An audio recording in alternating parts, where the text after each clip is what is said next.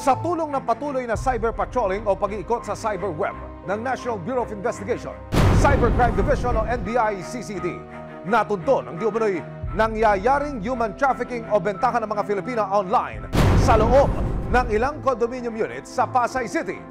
Sino ang nasa likod ng di umano'y malawak na online pambubugaw na ito? Nung na-discover niyo po yung operasyon nito online, ano ho ang nakapukaw ng atensyon ninyo kumpara sa ibang online operation? This had been going since pre-pandemic, itong ganitong klase ng modus. Pinopost itong mga babae sa social media applications and then nakapost doon yung pictures nila. We determined na ito ay nag-ooperate sa isang condo residence dyan sa may Pasay. Ang modus, may menu kung saan pipili ang kliyente ng babae at ng serbisyong gustong i-avail. Aba, ibang klase. Online registration lang ang peg. Sa isang messaging app na na-penetrate po ng NBI, na-discover nila kung paano ibugaw online ang mga babae sa kanilang mga parokyano. Lumalabas na mayroong mga dayuhan, pero karamihan sa mga babaeng inilalako online, puro Pilipina. Makalipas ang halos isang buwan na pagmamanman at pagkalap ng ebidensya, September 6, 2024, kasama ang resibo, nagkasa ng malawakang operasyon ng NBI-CCD at ibang departamento ng NBI. Unang-unang inikutan ng mga otoridad ang target location. Asan power team? Yan. Ito. Yang sa dulo. Ito ang strike natin. Yan. Halos lahat. Kaso may ibang area pa. Ibang area pa tayo na hindi dito. Anim na building. Sunod lang kami sa inyo, Chief.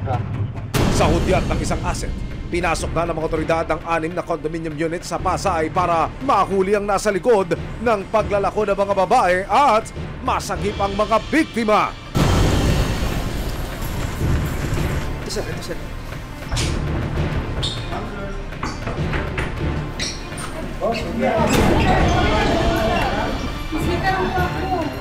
Hindi. Dito ka. Dito. Disable. Pagano yung password. Pagano yung password. Password. Bakit po? Sa unang unit, bumungad ang 4 na babaeng ito na tila walang kamalay-malay. Ang ilan natulala at naiyak dahil sa takot. Relax lang kayo. Saan po dito? Hindi ko kasi alam eh. Relax lang ha. Isisip lang namin kayo ha. Sa pagkakalugog ng mga operatiba kasama ang resibo, nadiskubre din ang ilang mga damit na ginagamit daw ng mga biktima sa kanilang mga booking. Kukulong po kami? Hindi, ilan po kayo? 4. 4. Sige, upo lang kayo, upo. Sa ibang units naman, naabutan ng sinasabing stay-in ng mga biktima. Ngayon, may information kami na dito diniting yung mga traffic victims. Dito yung temporary quarters nila. Namataan din ang computers at laptop sa isang kwarto kung saan daw isinasagawa ang malalaswang transaksyon. Yun ho ba mga biktima na binabanggit nyo rito online lang silang binubugaw o old school, yung binibitbit patungo sa customer? Pinupost nila itong mga kababaihan sa social media application. Ah. And then doon sa social media application na to, doon po namimili itong mga kliyente. After booking, sasabihin na po kung saan room diretso and then pupunta po doon yung biktima natin. Doon na rin po nangyari yung bayaran. 4 hanggang 14,000 raw ang bayad sa mga inaalok na serbisyo at ang kalahati nito'y napupunta di umano sa kanilang mga boss na nag-aalaga sa kanila. Mga dayuhan daw ang madalas na parokyano ng mga Filipinang na-rescue. Mostly ang mga parokyano nito, mga POGO workers. So after doon, magbubook sila, sasabihin kung anong room ang pupuntahan nila. Pagdating nila sa room na yon, nandun na yung saka darating yung ating biktima. Arestado rin ang ilang dayuhang parokyano at may-ari ng condominium units. Sa parehong gabi, nagtungo ang resibo at NBI sa isa pang condominium sa Maynila. Dito raw naglalagi ang boss na si Warwick na siyang nasa likod umano ng pambubugaw online. Pagpasok sa unit, arestado si Warwick, ang ilang Chinese national at ilang Pilipino na di umano yung mga assistant na mga babaeng ibinubugaw. Well, I was thinking for violation of human trafficking. Agad na dinala ang mga na-rescue at naaresto mga dayuhan sa NBI headquarters.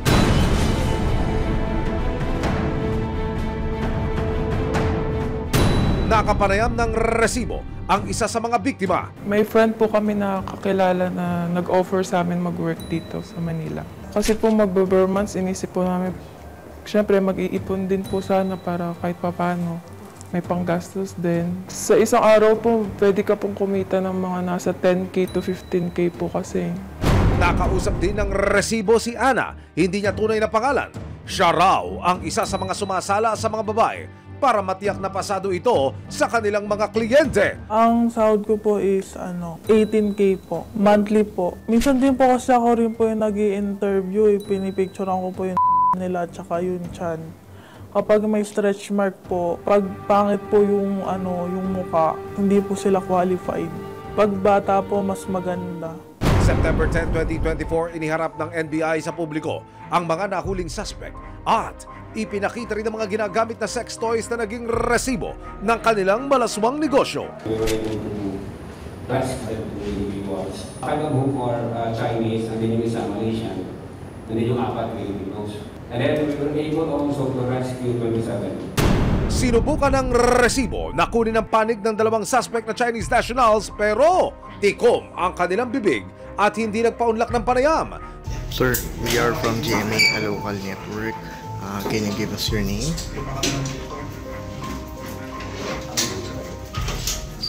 Nakaharap ang mga suspect sa kasong paglabag sa RA number 11862 o ang Anti-Trafficking in Persons Act of 2022 in relation to RA 10175 o ang Cybercrime Prevention Act of 2012. It was committed in large scale dahil sa dami ng mga rescue victims natin. Ayon sa NBI-CCD, patuloy nilang babantayan ang ganitong klase ng mga kaso. Kapag meron pong ganitong klase activity na nangyayari online, we make sure na we are always ready. And we have a team na nagpapatrol sa cyberspace. And rest assured, maaari kayong makapagtago pero hindi kayo makakatakas sa NBI. NBI.